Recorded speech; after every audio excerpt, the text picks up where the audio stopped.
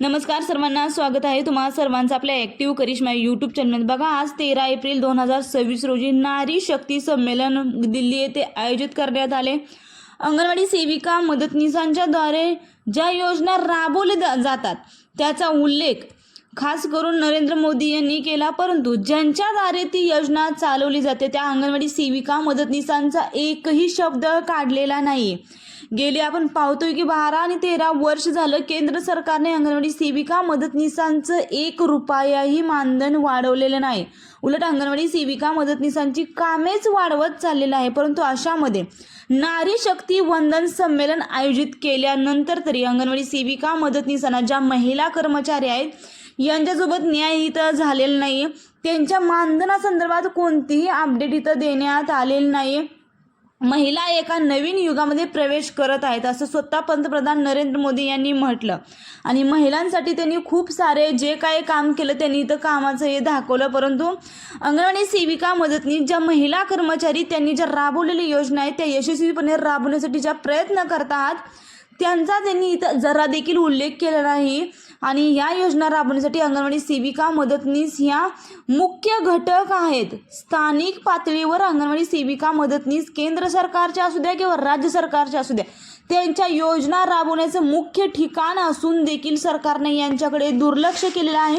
नक्की पंतप्रधान नरेंद्र मोदींनी महिलांसंबंधित काय म्हटलं हे आपण या व्हिडिओच्या माध्यमातून जाणून घेणार आहोत. व्हिडिओ शेवटपर्यंत पहा आणि असेच अंगणवाडीचे अपडेट पाहण्यासाठी तुम्ही आजच आपल्या ॲक्टिव्ह करिश्मा यूट्यूब चॅनलला सबस्क्राईब करून घ्या. ताईंनो, मानधनासंदर्भात याच्यामध्ये कोणतीही अपडेट देण्यात आलेली नाही.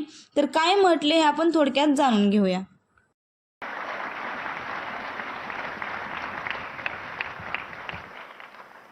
गर्भ में बेटी की हत्या ना हो, इसके लिए हमने बेटी बचाओ बेटी पढ़ाओ अभियान शुरू किया.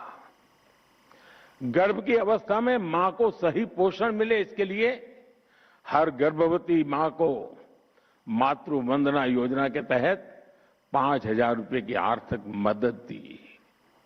जन्म के बाद बेटी को पढ़ाई में मुश्किल ना हो, इसके लिए ज्यादा से ज्यादा ब्याज मिले, ऐसी सुकन्या समृद्धि योजना शुरू की.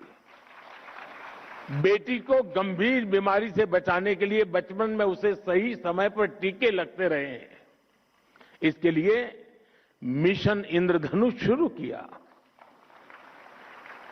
बेटी को स्कूल में शौचालय की परेशानी न हो, इसके लिए स्वच्छ भारत अभियान के तहत देश में करोड़ों शौचालय बनाए गए. बेटी को पीरियड्स के दौरान परेशानी ना हो, इसके लिए लगभग मुफ्त में सैनिटरी नैपकिन देने का अभियान शुरू किया गया. बेटी अगर स्पोर्ट्स में आगे जाना चाहती हैं तो उसे खेलो इंडिया अभियान के तहत सालाना 1 लाख रुपए तक की मदद मिल रही है. बेटी अगर बड़ी होकर भविष्य में सेना में जाना चाहे तो उसके लिए सरकार ने सैनिक स्कूल में एडमिशन के लिए दरवाजे खोल दिए. नेशनल डिफेंस एकेडमी में जाने के रास्ते खोल दिए. जीवन के आगे के पड़ाव में बेटी को रसोई में धुएं की परेशानी ना उठानी पड़े, इसके लिए हमने उज्ज्वला योजना शुरू की. करोड़ों गैस कनेक्शन मुफ्त दिए. बेटी को मीलों तक सिर पर पानी न ढोना पड़े, इसके लिए हमने हर घर नल से जल अभियान शुरू किया. बेटी को अपने परिवार के लिए राशन की चिंता न करना पड़े, इसके लिए मुफ्त राशन की योजना शुरू की. अपने पारिवारिक जीवन में बेटियों को इलाज की चिंता न हो, इसके लिए उन्हें 5 लाख रुपए तक का मुफ्त इलाज देने वाली आयुष्मान योजना संभव बनाई दी. 80% तक डिस्काउंट पर सस्ती दवा के लिए जन औषधि केंद्र, इन सबका सबसे ज्यादा लाभ हमारी बहनों और बेटियों को हो रहा है. साथियों, आप सभी इस बात को भली भांति जानते हैं कि भारत में महिलाओं को सशक्त करने के लिए उनकी आर्थिक भागीदारी को बढ़ाना आवश्यक है. इसलिए हमने अपनी सरकार के हर निर्णय में, हर योजना में इस पहलू का ध्यान रखा। पहले परिवार की संपत्ति मुख्य रूप से पुरुषों के नाम होती थी। घर है तो पुरुष के नाम पर, खेत है तो पुरुष के नाम पर, दुकान है तो पुरुष के नाम पर, गाड़ी है तो पुरुष के नाम पर, स्कूटर है तो भी पुरुष के नाम पर, और ये सहज चलता था। हमने पीएम आवास योजना में घरों को प्राथमिकता के आधार पर परिवार की महिलाओं के नाम पर रजिस्टर करना शुरू किया।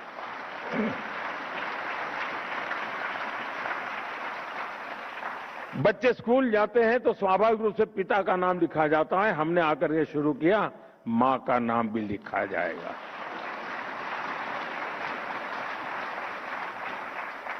बीते 11 साल में इस निर्णय का लाभ 3 करोड़ से ज्यादा महिलाओं को अपने घर का नाम, घर खुद के मालकिन बनी है। इससे आज घरों में महिलाएं भी आर्थिक रूप से सशक्त बन रही हैं। आमतौर पर पिता और बेटा कुछ व्यापार की बात करते हैं ना, और अगर मां चाय लेके आए और थोड़ी देर खड़ी रहे, अरे तुम जाओ किचन में काम करो, हम बात कर रहे हैं। मैं गृहस्थी नहीं हूं, लेकिन पता बहुत है।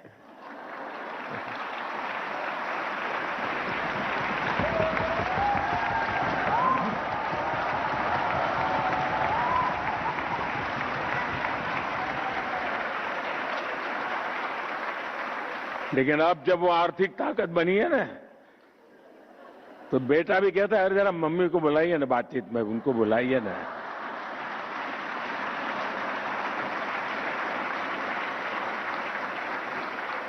साथियों, 2014 में हमारे देश में करोड़ों महिलाएं ऐसी थी जिन्होंने कभी बैंक का दरवाजा भी नहीं देखा था।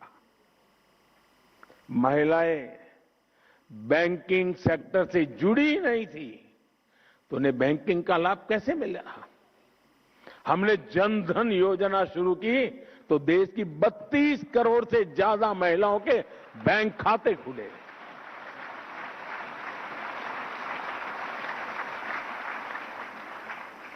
मैं जब गुजरात में था तो एक निर्णय मुझे बड़ा शुरुआत में बड़ी कठिनाई हुई थी। गुजरात में कोऑपरेटिव डेयरी का बड़ा साम्राज्य है, बहुत बड़ा काम हो रहा है, और पशुपालन का ज्यादातर काम हमारी माताएं बहनें करती हैं। वो दूध भरने के लिए जाती हैं और फिर वो पैसे हफ्ते के बाद वो देते हैं, तो पुरुषों के देते थे पैसे। मैं जब मुख्यमंत्री बना, मैंने कहा मैं नहीं दूंगा पुरुषों को।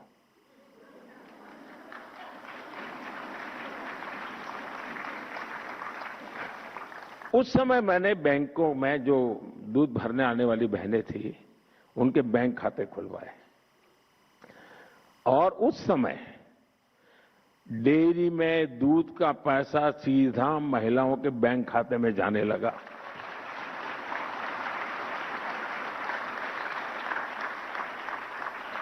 साथियों, आज हमारी बेटियां नए नए बिजनेस में अपनी पहचान बना रही है। मुद्रा योजना में 60% से ज्यादा लोन्स, 60% से ज्यादा लोन्स महिलाओं ने लिए हैं। देश की स्टार्टअप रिवॉल्यूशन को भी महिलाएं लीड कर रही है। आज 42% से ज्यादा रजिस्टर्ड स्टार्टअप्स में कम से कम एक महिला डायरेक्टर है।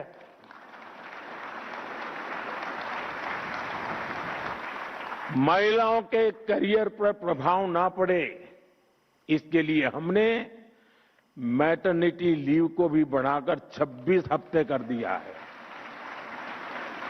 दुनिया के समृद्ध देशों में भी ये सुविधा नहीं है। जब मैं उनको बताता हूं तो आंखें फट जाती हैं इनकी। साथियों, आपको याद होगा कुछ साल पहले देश ने स्किल इंडिया मिशन लॉन्च किया था। हमने वोकेशनल ट्रेनिंग प्रोग्राम शुरू किए थे। आज उसका परिणाम हम हजारों ड्रोन दीदी के जरिए हो रही कृषि क्रांति के रूप में देख रहे हैं। मैं एक बार ये जो ड्रोन दीदी है उनके साथ वीडियो कॉन्फ्रेंस पे बात कर रहा था।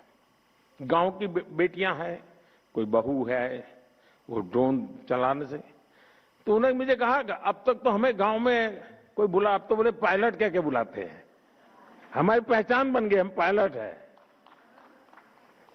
यानी परसेप्शन कितना बड़ा तेजी से चेंज हो सकता है एक छोटे से निर्णय से। महिलाएं टेक्नोलॉजी के जरिए आधुनिक खेती करना सीख रही है। आपको ये जानकर खुशी होगी कि पिछले 11 साल में करीब 10 करोड़ महिलाएं स्वयं सहायता समूहों से जुड़ी हैं।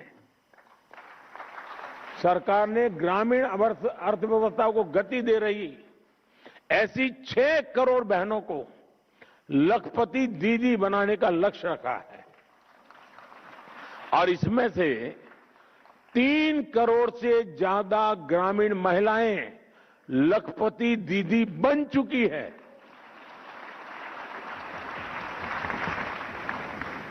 और जो विमेन सेल्फ हेल्प ग्रुप है उनको बैंकों से पैसा मिलता है काम के लिए, और आप जानकर के खुश हो जाएंगे, अगर उनको बुधवार को पैसा जमा करना है तो मंगलवार को जाकर के जमा कर देती है। एक दिन पहले बहनों के पास जो व्यवहार है, कोई एनपीए नहीं हो रहा है जी, सारे के पैसे बैंक से जाते उतने ही वापस आते हैं। और मैंने देखा है, मैंने शासन में आने के बाद बैंकों के कारोबार में गरीबों की अमीरी भी देखी है और अमीरों की गरीबी भी देखी है।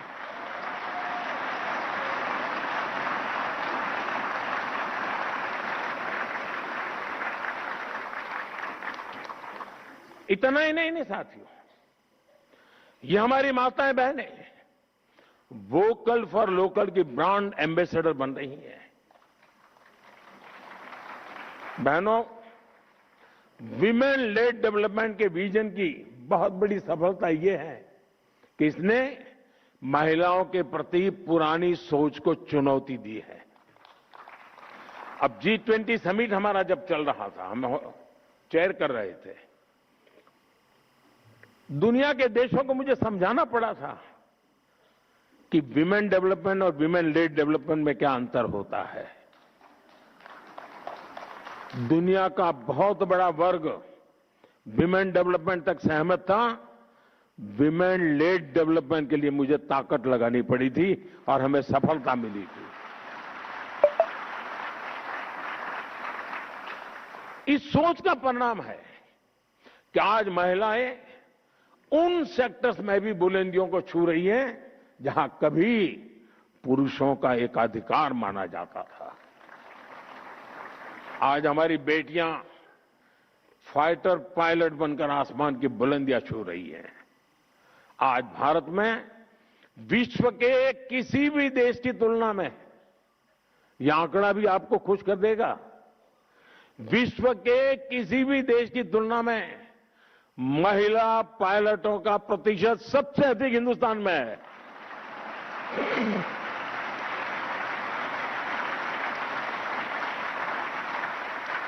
आज पीएचडी एनरोलमेंट में बेटियों की संख्या 2014 की तुलना में डबल हो चुकी है।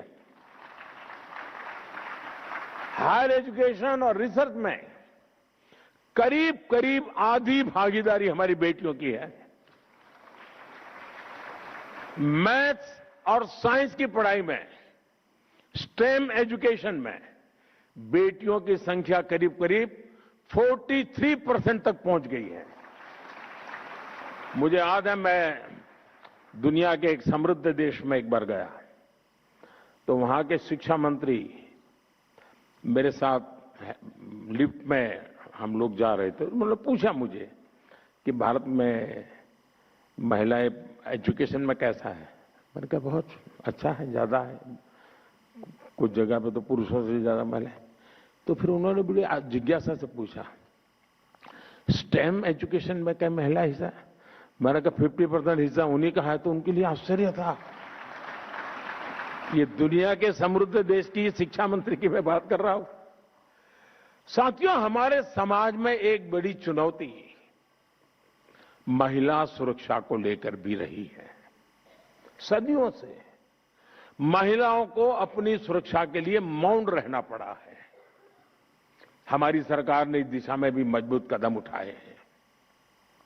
न्याय व्यवस्था अधिक संवेदनशील बने, निर्णय प्रक्रिया तेज हो, इसके लिए हमने कानूनी बदलाव तो किए ही हैं, साथ ही फास्ट ट्रैक विशेष अदालतों की स्थापना भी की गई है। भारतीय न्याय संहिता में भी महिला सुरक्षा को प्राथमिकता दी गई है। एफआईआर दर्ज कराने की प्रक्रिया को सरल बनाया गया है। अब किसी भी स्थान से एफआईआर या जीरो एफआईआर दर्ज की जा सकती है। पीड़िता के बयान को ऑडियो वीडियो के माध्यम से रिकॉर्ड करने जैसी व्यवस्था लागू की जा गई है। ऐसे कितने ही कदम हैं जिनके जरिए हम प्रगतिशील समाज की अवधारणा को साकार कर रहे हैं। साथियों, जीवन के हर पड़ाव, हर चिंता, सुख दुख, हर अवसर पर ऐसी हर परिस्थिति में ध्यान देते हुए हमारी सरकार ने अनेक छोटे बड़े कदमों से महिलाओं को सशक्त किया है। इसी का परिणाम है देश अब अपने लोकतंत्र को नई बुलंदी पर लेकर जाने के लिए तैयार है।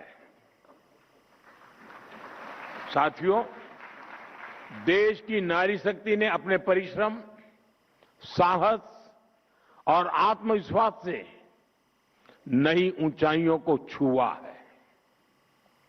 अब हमें मिलकर इस शक्ति को नई ऊर्जा देनी है। उसके लिए अवसरों का विस्तार करना है। मैं आज इस मंच से देश की माताएं, बहनें, बेटियां सबको विश्वास दिलाना चाहता हूं कि देश उनकी आकांक्षाओं को समझता है और उनके सपनों को साकार करने के लिए हर आवश्यक कदम उठा रहा है। साथियों, मैं संसद में होने वाली चर्चा से पहले देश की नारी शक्ति से भी अपील करता हूं कि आप इस पूरी प्रक्रिया में अपनी सक्रियता बनाए रखिए। आप अपने अपने क्षेत्र के सांसदों से भी जरूर मिलिए। देश की महिलाएं अपने सांसदों से अपना पक्ष रखें, अपनी अपेक्षाएं उन्हें बताएं और जिस दिन वो सदन में आने के लिए अपने यहां से निकले तो जरा फूलमालाएं देकर के उनको विदाई भी दीजिए।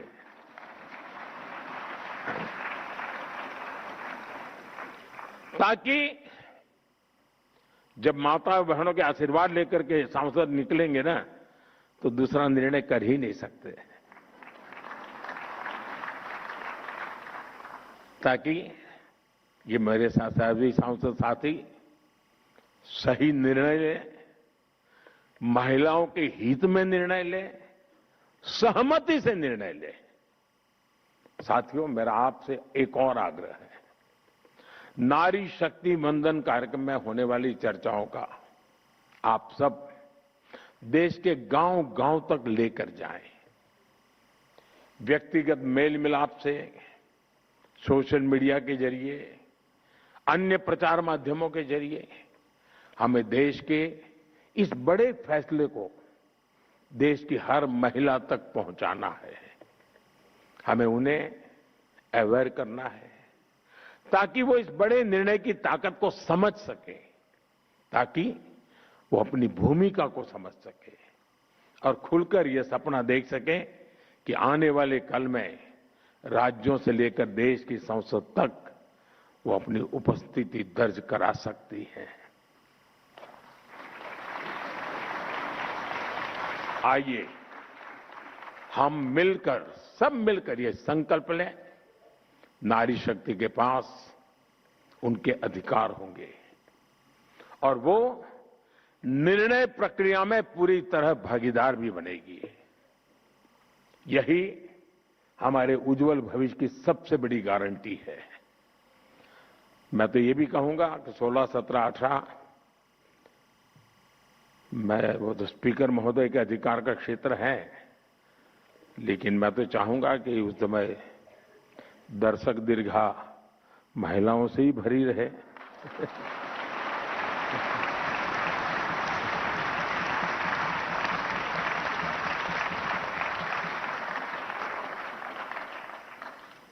एक उत्सव का माहौल बनेगा पूरे देश में और ये दल वो दल वाला विषय नहीं रहने वाला है। कौन जीता, कौन हारा, किसने किया, किसने सब सारा क्रेडिट देश की मातृशक्ति को है, सारा क्रेडिट देश की संसद को है, सारी क्रेडिट हिंदुस्तान के सभी राजनीतिक दलों को है, सारी क्रेडिट पिछले 3-4 दशक से लगातार जो जो काम कर रहे हैं सबको क्रेडिट है। ये सबका है, सबके सहयोग से है और सबकी भलाई के लिए है। इसी विश्वास के साथ आप सबने इतना समय निकाला, इतना उमंग उत्साह के साथ इस कार्यक्रम में शरीक हुए। मैं हृदय से आपका बहुत बहुत अभिनंदन करता हूं, आभार व्यक्त करता हूं। बहुत बहुत धन्यवाद। आपका कोटि कोटि